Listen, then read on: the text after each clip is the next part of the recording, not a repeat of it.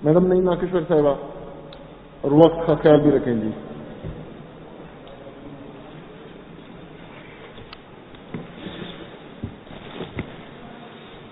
شکریہ جناب اسپیکر صاحب.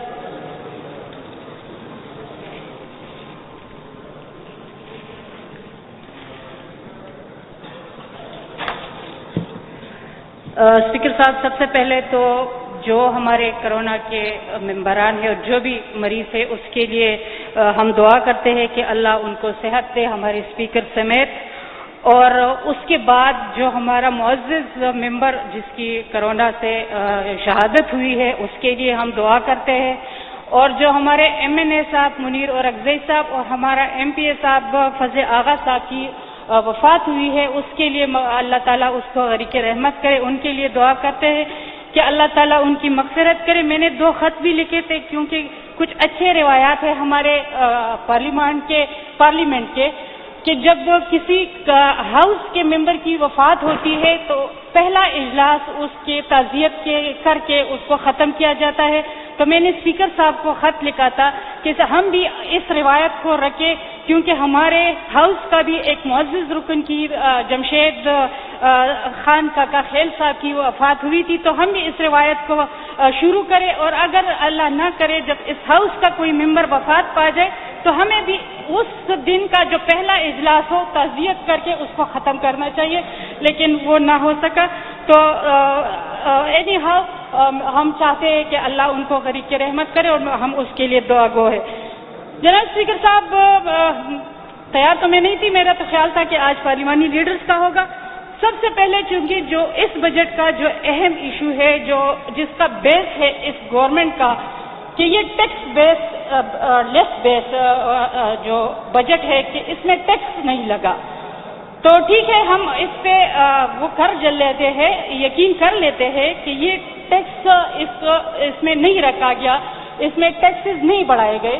لیکن اگر دوسری طرف ہم دیکھیں جو فائنانس بل ہے اس میں اس چیز کو نکالا گیا ہے. فائنانس بل میں آپ نے پھر رکھا ہے کہ وہ آپ نے ٹیکسز میں رد و بدل کا اختیار جو دیا گیا ہے وہ آپ نے محکموں کو دیا گیا ہے.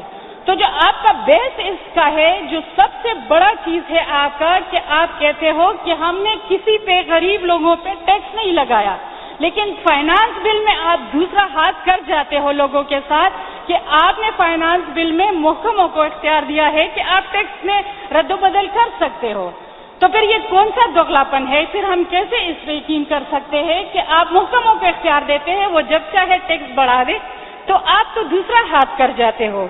دوسری بات کہ آپ نے جو ٹیکس ہدف اس میں رکھا گیا ہے اس سال کے لیے، تو آپ نے رکھا ہے تقریباً جو 20-21 کے لیے ہے تو جو ہے وہ 14 ارب تقریباً جو رکھا گیا ہے 49 ارب 23 کروڑ ہدف رکھا گیا ہے.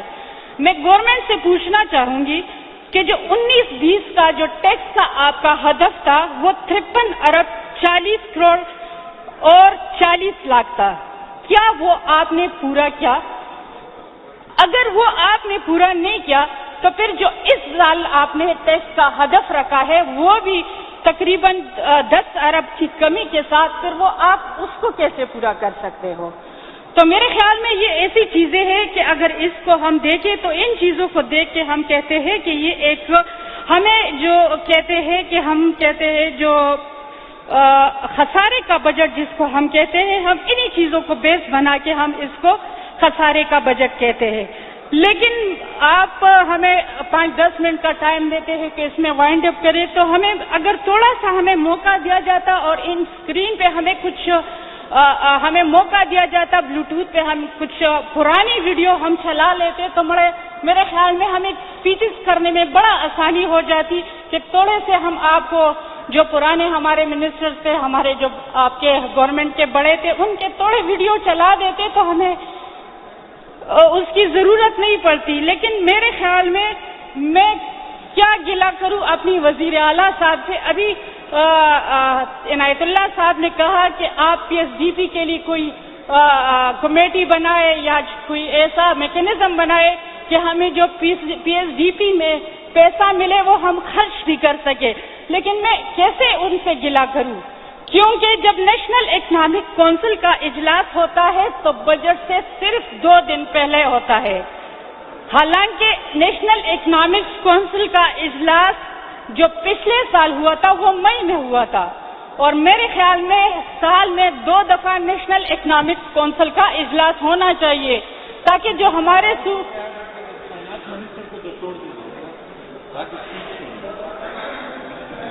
ہاؤس اینڈ آرڈر اس سال ابھی جو ہمارے صاحب اپنی چیزوں میں بیٹھ جائیں. ہاؤس اینڈ آرڈر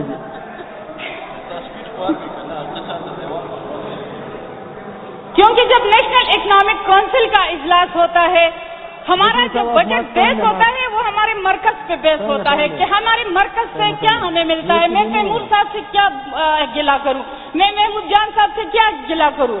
میرے خیال میں تو ان کا ایسا مثال ہے کہ جو بچے کو ایک اچھے مطلب کھیلتے ہوئے جوان کو پکڑ کے اس کی شادی کی جاتی ہے اور 2-4 اس کو تربور کے بچے بھی حوالے کی جاتی ہے اور اس کے تربور کا سارا جو جائیداد وغیرہ اس پہ خود قبضہ کیا جاتا ہے. تربور سے میرا مثال قبائل کا ہے، ان کو بھی حوالے کیا، سارے چیزوں کا اس نے مرکز نے قبضہ کیا. حالانکہ ہمارے ساتھ وعدہ کیا گیا تھا کہ ہم آپ کو 100 ارب روپے ہر سال دیں گے، لیکن پیسوں پہ خود قبضہ کیا ہے اور اس کو کہتے ہیں کہ سارا صوبہ بھی چلاؤ. کیسے چلائے؟ ہم کہتے ہیں کہ ہمیں فائنانس میں این ایف سی ہمیں این ایف سی میں ہمارا حصہ دو. این ایف سی میں اس بجٹ کا ہم کس چیز کو روئے؟ ہمارے جس دن بجٹ پیش ہو رہا تھا ہمارے سارے ملازمین باہر احتجاج کر رہے تھے تنخواہوں پہ. نہیں بڑھا سکتے، ہماری مجبوری ہے، کیونکہ ہم نے آئی ایم ایف کے ساتھ وعدہ کیا ہے کہ ہم نہیں بڑھائیں گے. لیکن آئی ایم ایف نے ہمیں یہ بھی ڈنڈا دیا ہے کہ آپ نے صوبوں کا حصہ بھی کٹ کرنا ہے. 12 تاریخ کو مرکز کا بجٹ پیش ہوتا ہے، اس سے اگلے دن ہمارے صوبے کا پہ کٹ لگتا ہے اور ہمارے پیسے کٹ جاتے ہیں. تو این ایف سی حالانکہ 61(3) کے تحت ان کے پاس یہ اختیار نہیں ہے کہ ہمارے صوبے کے پیسے کاٹے.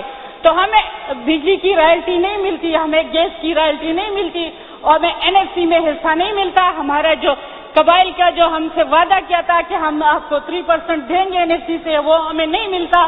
تو ہم نے تو ہزارے کا بجٹ ہمارے پاس آئے گا، اس لیے یہ بجٹ بھی ہزارے کا ہے. نیکسٹ ہے جو ہے یہ 72 ارب تقریباً ہزارے کا ہے. نیکسٹ جو 23 کا ہو سننے میں آ رہا ہے کہ وہ 67 کا ہے. مجھے لگ رہا ہے میری گھنٹی بج گئی، لیکن صرف 2 منٹ میں لوں گی کہ 2-3 چیزیں ہیں این ایف سی پہ. تو انشاءاللہ اگر کبھی اجلاس ہوگا تو اس پہ تفصیلی بات ہوں گی کہ ہمارے ساتھ جو اس میں زیادتیاں ہو رہی ہے آلریڈی، تو اس پہ. لیکن ایک اہم چیز کہ اس دفعہ ہمارے جو ہم کہتے ہیں مدینہ کی ریاست اس بجٹ میں صوبائی بجٹ میں 16 ارب صرف سود کی مد میں ہم ادائیگی کے لیے رکھ رہے ہیں، اور جو ہم جو مرکز میں رکھ رہے ہیں تقریباً 12,940 ارب روپے ہم سود کی ادائیگی کے لیے رکھ رہے ہیں. بڑے افسوس کی بات ہے کہ ہم اپنے آپ کو جو ہم کہتے ہیں کہ ہم اسلامی جمہوریہ پاکستان میں رہتے ہیں، لیکن ہم اربوں روپے صرف سود کی ادائیگی کے لیے دے رہے ہیں. کم از کم اگر ہم مدینہ کی ریاست کا نام لیتے ہیں تو سود کی ادائیگیوں کو کم کرے. اور اس میں یہ نہیں ہے کہ صرف ہم باہر کے، ہم اندرونی ادائیگی کے لیے بھی بڑے دے رہے. ایک آخری چیز کہ ہمارے کرک کے لوگ، ہنگو کے لوگ اس وقت احتجاج پہ ہے. ان کو رائلٹی گیس کی اور تیل کی نہیں مل رہی، ان کو توجہ دینی چاہیے.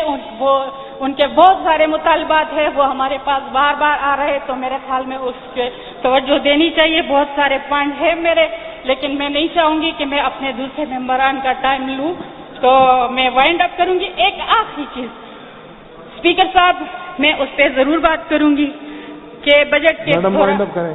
جی وائنڈ اپ کریں، باقی ممبران بھی بات کریں گے. جی بس میں تو آگے 5 کی جگہ آپ نے 10 منٹ بات کر لی. ٹھیک ہے، بجٹ پہ اور میں بات نہیں کروں گی، پوائنٹس میرے ہیں. لیکن ایک چیز پہ میں آپ کی توجہ دلانا چاہتی ہوں. ہماری ایک ممبر اسمبلی خاتون کی نیگیٹو ٹیسٹ آیا، اس کے باوجود اس کو شرکت ہاؤس میں نہیں کرنے دی. میں اس کی مذمت کرتی ہوں، کیونکہ رولز کے مطابق، آئین کے مطابق، قانون کے مطابق کسی کے پاس یہ اختیار نہیں ہے کہ کسی ممبر کو ہاؤس میں آنے سے منع کیا جائے. حالانکہ اس کا ٹیسٹ بھی نیگیٹو آیا تھا، وہ بیماری سے صحت یاب ہوئی تھی، تو میں اس کی مذمت کرتی ہوں اور میں آج احتجاجاً اپنی اٹینڈنس بھی نہیں لگاؤں گی کیونکہ یہ زیادتی ہے، چاہے اس سائڈ سے ہو چاہے اس سائڈ سے ہو، تو میں اس بات کی مذمت کرتی ہوں. Thank you.